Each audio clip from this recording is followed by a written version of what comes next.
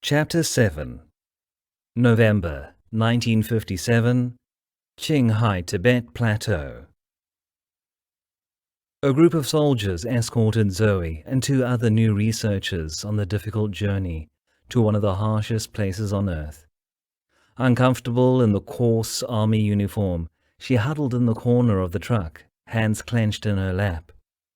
Her hair was cut short now, the preferred style for China's revolutionaries, and the air that came in through the window felt cold on her bare neck.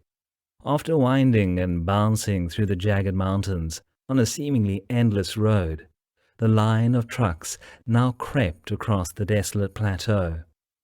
The sun looked pale in the vast expanse of sky, lending little heat to the plains that stretched impossibly in every direction, eventually merging with the cotton-white clouds into an indistinct haze on the horizon. Zoe had never imagined such a place and stared out the window with transient curiosity until the unrelenting glare made her turn her eyes away. Eventually the rolling motion soothed her into a half-sleep. A shout made her open her eyes. "Look! A lake!" She sat up and stretched her back, stiff from slouching in the lumpy seat, and looked out the window again. As still and beautiful as an oil painting, the lake lay green and shimmering, reflecting the blue sky and clouds. On the far side, hundreds of white tents clustered around several unadorned buildings. Even as they watched, the bus curved around a few low hills, and the scene vanished like a mirage. "That's the plant!" someone shouted. Zoe wished she felt as excited as he sounded. From the moment she signed the petition to come here, her world had turned from greyish to totally colourless. She had become a robot, only knowing how to carry out nuclear research. Even when, finally, Baba said that he was free to teach again, she had only hugged him wordlessly. She had accepted her fate, that she was merely a tiny, crushed stone on a gravel road rolled over by the Communist Party's regime.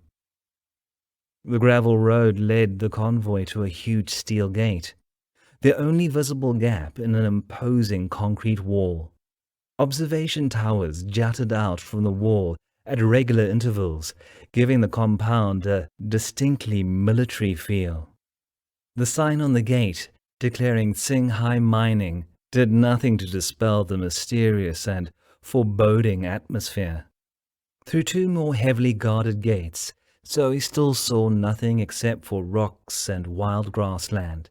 Yet the trucks continued driving, and only after several more minutes did the buildings they'd seen before appear again. Zoe and her new research colleagues were led to a red brick 6-story building labeled the General's Tower, which she guessed housed the Central Administration offices. One of the military officers finally broke the silence, introducing them to the commissar who oversaw the project. "Comrade Meng, welcome to the number 221 plant," greeted Commissar Chu, shaking her hand politely as he moved down the line. His refined voice and manner belied the crisp army uniform he wore. He motioned to his right. "This is Major Liu, Chief Commander of Security." Major Liu flashed a quick, cold smile, taking one brisk step forward to offer a curt nod to the group. "You have arrived here at the most exciting moment in our history. On 15 October 1957, the Soviet Union agreed to provide China with a prototype bomb and all manufacturing data. Per the Russians' expert instruction, we have started building dozens of factories to manufacture a variety of equipment," said Commissar Chu, his chest almost puffing out with pride. "A nuclear bomb?" Zoe asked. She glanced at the other two scientists, who also looked shocked, and then turned to Commissar Chu. "We'll be making nuclear bombs here?" He nodded solemnly, but couldn't hide his enthusiasm. "That's the only thing America is afraid of, so Consequently, that's the only thing that will bring us up to their level." Zoe stood wordlessly.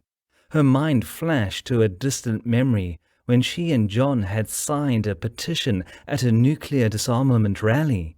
The petition signing had happened after a lengthy argument between them. She had insisted the bomb was necessary to end World War II and avoid more casualties. John had maintained that the war was already nearly over at that point, and the bombs had only brought more misery to the world. The argument had been so intense that they couldn't even bear to stay in one room. It wasn't until John had broken the ice with a note, "We cannot rewind history. Let's look forward," that they had reached an agreement that, in future, they would only work on non-military nuclear research. And she had succeeded in keeping her promise since, although Zoe sensed she would have no choice but to be forced into breaking it now. Do we truly need nuclear weapons?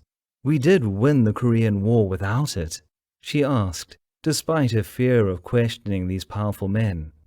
It's too powerful. Yes, we won the war, but don't forget that Truman threatened us with his nuclear bombs.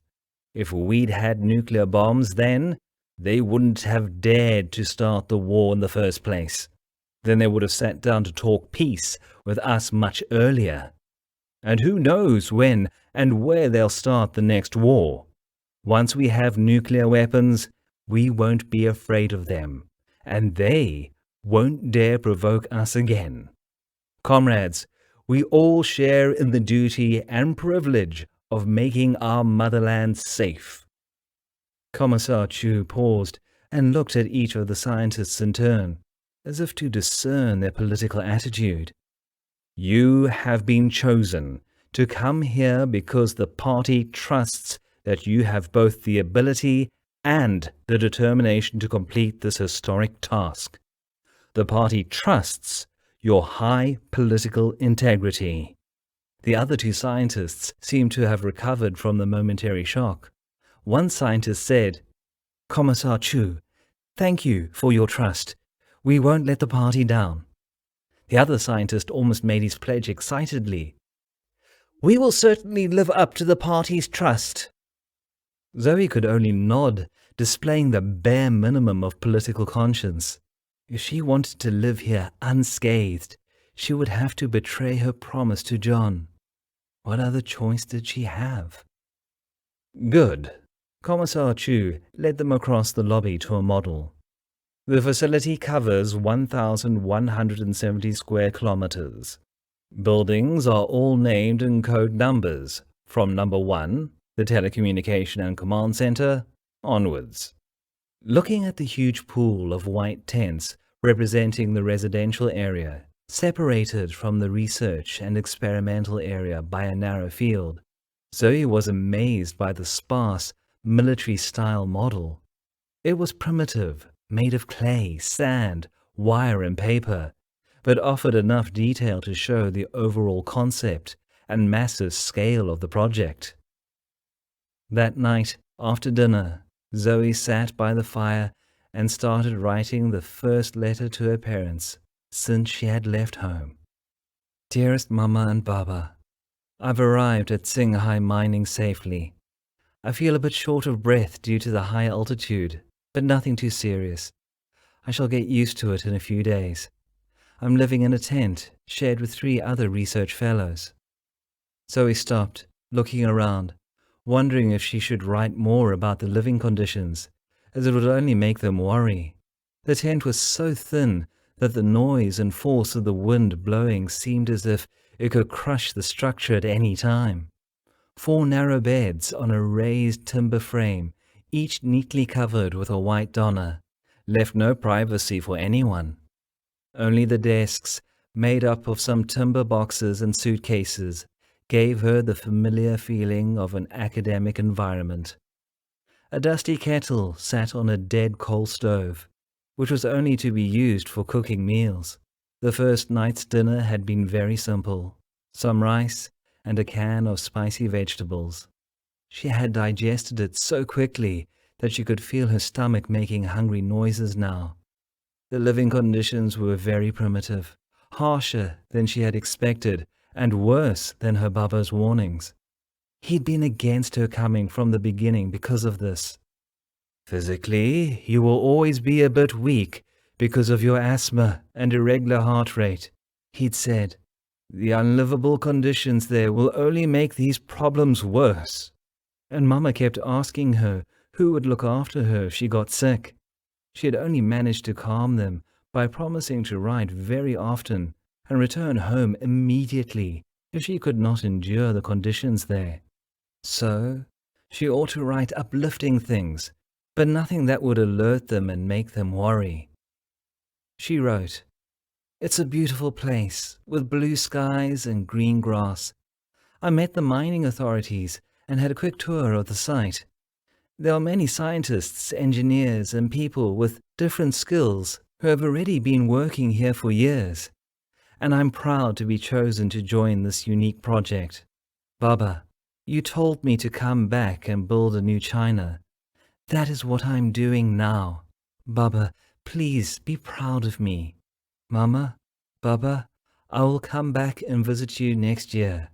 Meanwhile, please look after yourselves. With respect and love, your daughter, Zhu Yi."